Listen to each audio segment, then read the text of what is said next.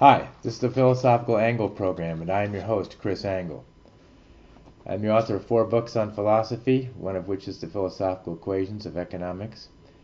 And with me is my co-host and colleague, Rick Samuelson.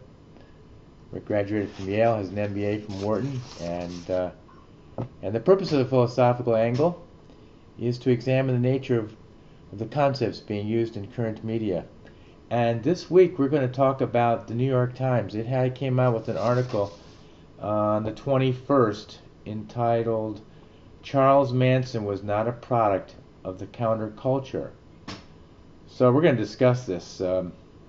And there are 2 aspects that we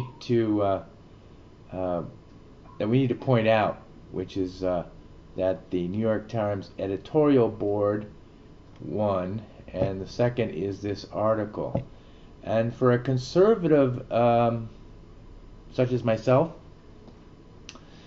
this article is egregiously specious and viciously spurious.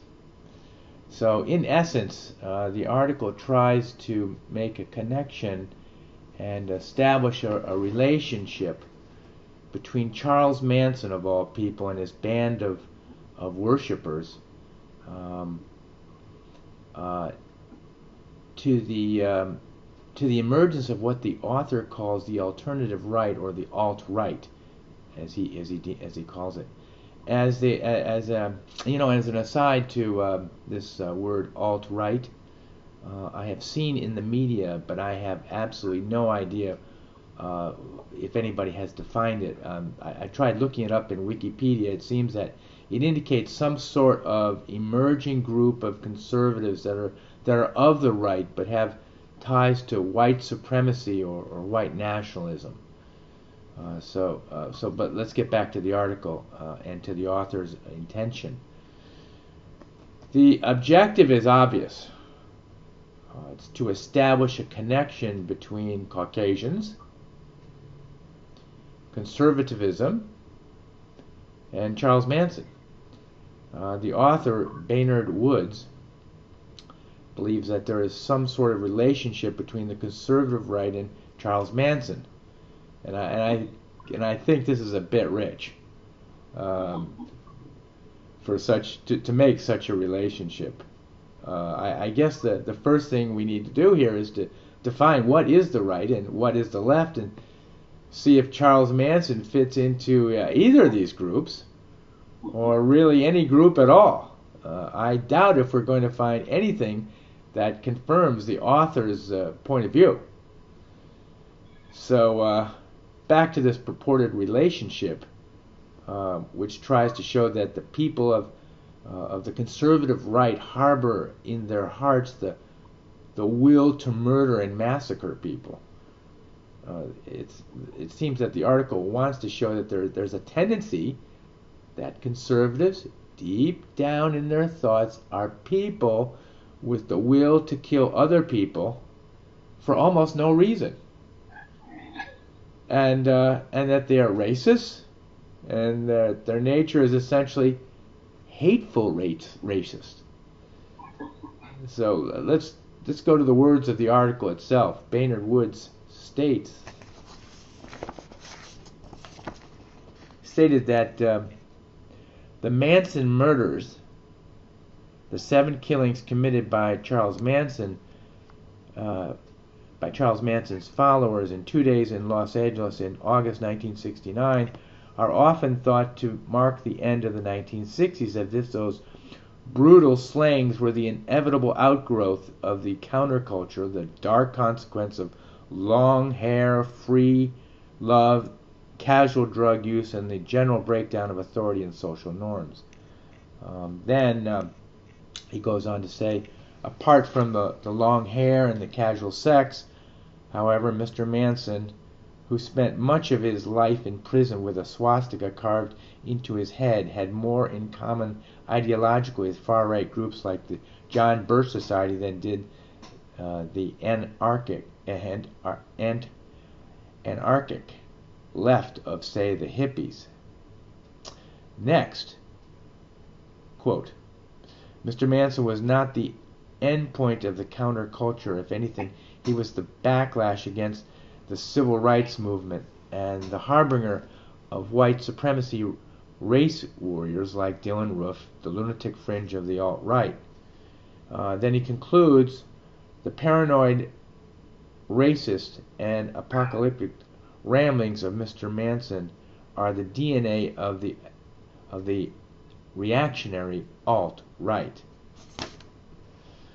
Well, with all this talk of the right, we've got to perhaps consider something. What is the right and what is the left?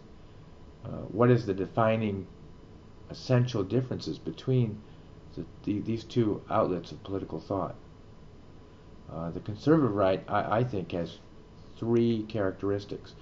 The conservative right is one who thinks that the other person with whom he's dealing, he's inherently a good person, and that he has a good nature.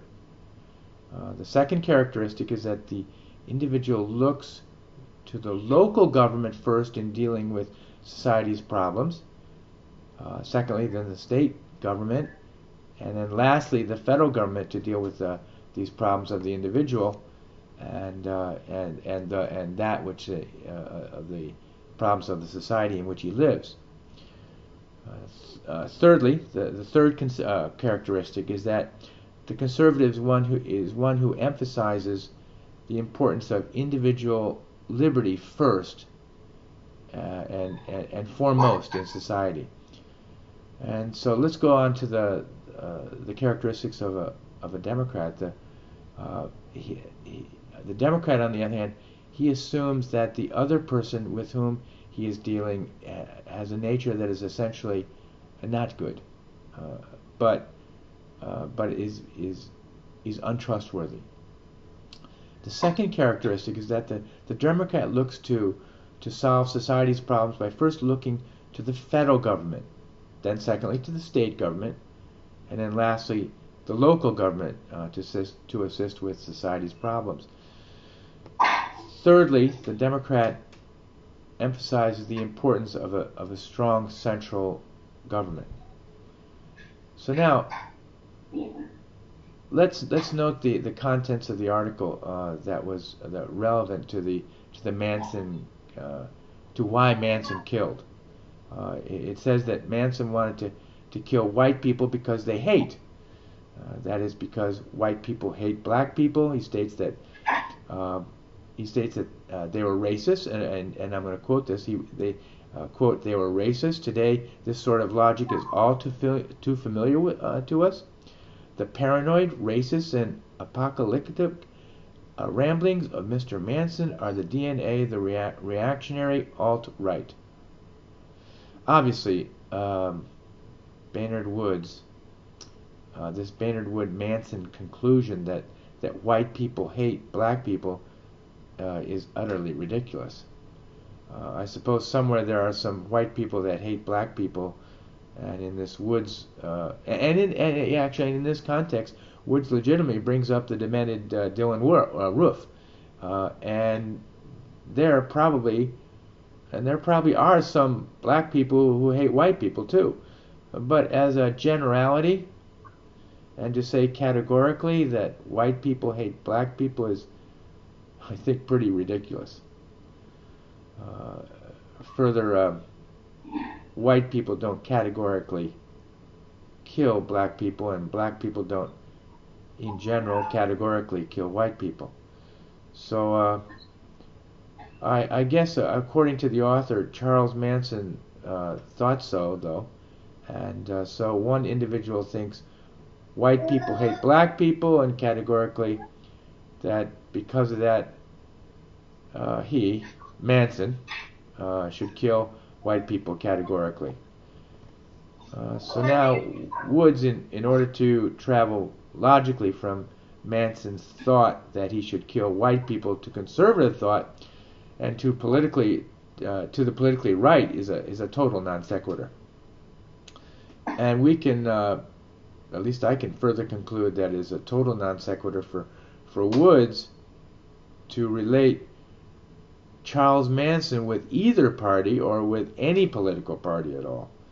But I guess we should not chide the author so much as it's the New York Times editorial board that needs to be spanked here, because for even publishing this piece of garbage. I thought this paper, which is known as the paper of record, should have some integrity and ability to think about anything as it does. And it sometimes even shows signs of intelligence. But on this day, looks like they just kind of closed up their editorial shop of discretion. So it's pretty ridiculous, and so it goes at the New York Times. And so let's ask Rick what he thinks. Well, yeah, I read the article, skimmed it, and unfortunately it's like quite a few articles that appear in the New York Times when it has anything to do with conservatives or republicanism, or even more especially Donald Trump. It's a lot of over-the-top arm waving and innuendo, and not much substance in terms of proving or even debating a topic, which points to a lack of intellectual rigor, and it's and there's very little hope of ever seeing a balanced assessment on an issue like this. So maybe the editorial board will see the error of its ways and shift gears in the future, but for now, I continue, whenever I do read the paper, which is maybe once a month, to see the same vitriol in many, many forms. I think today, if you don't read a variety of sources, you're really doing yourself a disservice, because broadly speaking, various news outlets have tended to gravitate toward one extreme, the left, or the other extreme, the right, under the guise of balanced reporting. And so I find that, in my case, I read The Economist, which is very, very left, but also the Wall Street Journal, and you pretty much see opposite conclusions in those two publications, and I'm accustomed to that. So you have to filter accordingly. As for Manson himself, he was deranged, demonstrably deranged. He is never cited, as far as I know, amongst any conservative thinkers or leaders. I've never heard his name mentioned as providing any kind of inspiration for any conservative idea. That he's died, I think, is wonderful. He was a horrible individual. To think that drugs didn't play a huge role in motivating women actually to kill other women in most cases under his quote-unquote leadership is ridiculous. This is not ideological as much as it was cult-driven, and in many cases drug-related, like a drug-related crime. And to that extent, it is a creature of the 60s tendency to celebrate the improved consciousness one could allegedly achieve through taking drugs. That's one of the cults of the 60s that distinguished it from today or from other periods. I don't think anyone today talks about drugs being some means of achieving a higher sense of being or improved understanding of the cosmos. But that kind of language was common in those days. there was a famous Harvard professor who actually professed just that point of view, Timothy Leary, and I think he ended up in northern Africa somewhere, and was rightly pursued as a drug dealer. But so all of that kind of fluffy nonsense surrounding drug use has rightly disappeared. The evidence against it, the evidence against its achieving any kind of enhancement of the human spirit is too overwhelming. So thankfully that's gone. In those days, though, in the Manson days, it was still, a bonfire of the vanities, with lots of support in public institutions, amongst the public media, and more particularly in academia. So rest in peace. Right. Well said. Good points. Thanks, Rick, for joining us, and we'll see everybody again next week on the Philosophical Angle program. Thank you.